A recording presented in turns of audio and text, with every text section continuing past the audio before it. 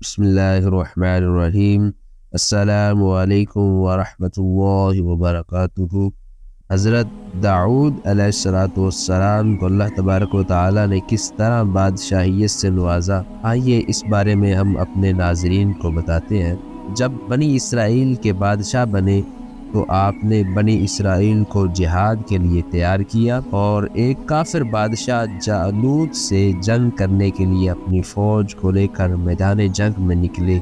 جالوت بہت ہی قداور اور نہایت ہی طاقتور بادشاہ تھا۔ وہ اپنے سر پر لوہے کی جو ٹوپی پہنتا تھا اس کا وزن 300 رطل تھا۔ جب دونوں فوجیں میدان جنگ میں لڑائی کے لیے صف آرائی کر چکی تو طالوت نے اپنے لشکر میں یہ اعلان فرما دیا، جو شخص جالوت کو قتل کرے گا میں اپنی شہزادی کا نکاح اس کے ساتھ کر دوں گا اور اپنی آدھی سلطنت بھی اس کو عطا کر دوں گا۔ یہ فرمان شاہی سن کر حضرت داؤد علیہ السلام آگے بڑھے، جو ابھی بہت ہی کم سن تھے اور غربت اور مفلسی کا یہ عالم تھا کہ بکریاں چرا کر اس کی اجرت سے گزر بسر کیا کرتے تھے۔ روایت ہے کہ حضرت داؤد علیہ السلام گھر سے جہاد کے لیے روانہ ہوئے تھے۔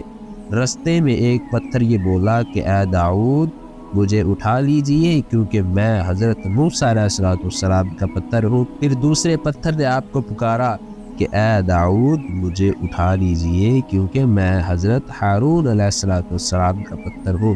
پھر ایک تیسرے پتھر نے آپ کو پکار کر عرض کیا اے داؤد مجھے اٹھا لیجئے کیونکہ میں جالوت کا قاتل ہوں۔ آپ نے ان تینوں پتھروں کو اٹھا کر اپنی جھولی میں رکھ لیا۔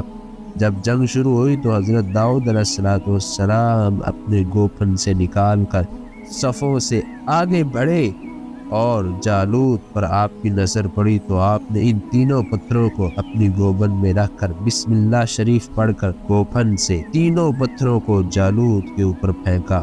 یہ تینوں پتھر جا کر جالوت کی ناک اور کھوپڑی پر لگے اور اس کے بھیجے کو پاش پاش کر کے سر کے پیچھے سے نکل کر 30 جالوتیوں کو لگے اور سب کے سب مقتول ہو کر گر پڑے، سب کے سب مارے گئے، واصلی جہنم ہو گئی۔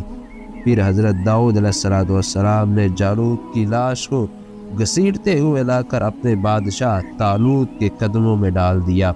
اس پر حضرت طالوت اور بنی اسرائیل بے حد خوش ہوئے۔ جالوت کے قتل ہو جانے سے اس کا لشکر بھاگ گیا، سارے لوگ، جنگ کا نظام، دھرم برم سب لوگ بھاگ گئے جالوتی، اور حضرت طالوت کی فتح مبین ہوئی۔ آپ نے اعلان کے مطابق حضرت طالوت نے حضرت داؤد علیہ السلام کے ساتھ اپنی لڑکی کا نکاح کر دیا، جو بہت ہی حسن و جمال کی مالک تھی، اور اپنی آدھی سلطنت کا جو وعدہ کیا تھا وہ بھی آدھی سلطنت حضرت داؤد علیہ السلام کے سپرد کر دی۔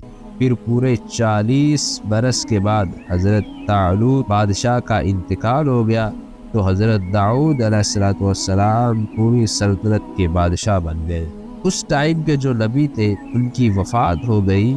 اللہ تبارک و تعالی نے حضرت داؤد علیہ السلام کو سلطنت کے ساتھ ساتھ نبوت سے بھی سرفراز کیا۔ ان سے پہلے والے نبی جو نبوت پر فائز تھے وہ انتقال کر گئے، تو اس کے بعد اللہ تبارک و تعالی نے حضرت داؤد علیہ السلام کو نبوت سے سرفراز کیا اور آپ نے اعلان نبوت سے فرمایا۔ جو آپ کو ایک عظیم شان اعزاز حاصل ہے وہ یہ ہے کہ آپ سے پہلے سلطنت اور نبوت یعنی بادشاہیت اور نبوت کسی کو بھی حاصل نہیں ہوئی تھی۔ یہ اعزاز سب سے پہلے آپ کو ہی اللہ تبارک و تعالی نے فرمایا۔ آپ پہلے وہ شخص ہے جو ان دو عہدوں پر فائز ہو کر 70 برس تک سلطنت اور نبوت کے منصوبوں کے فرائض پورے کرتے رہے، اور آپ کے بعد آپ کے فرزند حضرت سلیمان علیہ السلام کو بھی اللہ تبارک و تعالی نے سلطنت اور نبوت دونوں مرتبوں سرفراز فرمایا۔ اس کا قرآن مجید میں اجمالی ذکر یہ ہے کہ حضرت داؤد نے جالوت کو قتل کر دیا، اللہ نے انہیں سلطنت اور حکومت سے سرفراز فرمایا۔ تو حضرت داؤد علیہ السلام کا جو ذریعہ معاش تھا اس بارے میں بھی آپ کو بتاتے چلتے ہیں کہ آپ دیکھیں ایک عظیم الشان سلطنت کے مالک تھے، مگر ساری عمر آپ نے ہاتھ کی دستکاری کمائی، ہاتھ سے کما کر آپ جو کھانا نوش فرماتے وہ اپنے ہاتھ سے۔ اللہ تبارک و تعالیٰ نے آپ کو یہ معجزہ عطا فرمایا تھا کہ آپ لوہے کو ہاتھ میں لیتے تو وہ موم کی طرح نرم ہو جاتا، آپ اس سے زرے بنا کر، حضرت داؤد علیہ السلام یہ بنانے کا کام کرتے تھے، ان کو بنا کر فروخت کر کے ان سے جو رقم ملتی تھی وہ آپ اس سے اپنا ذریعہ معاش بنایا ہوا تھا، اور اس سے آپ اپنے گھر والوں کو کھلاتے پلاتے۔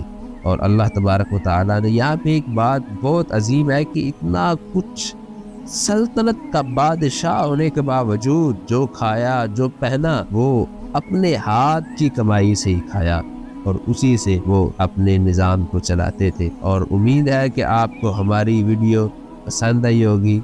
ہمارے چینل کو سبسکرائب کر لیں، ویڈیو کو لائک اور شیئر کرنا مت بھولیے گا۔ جزاک اللہ خیرہ۔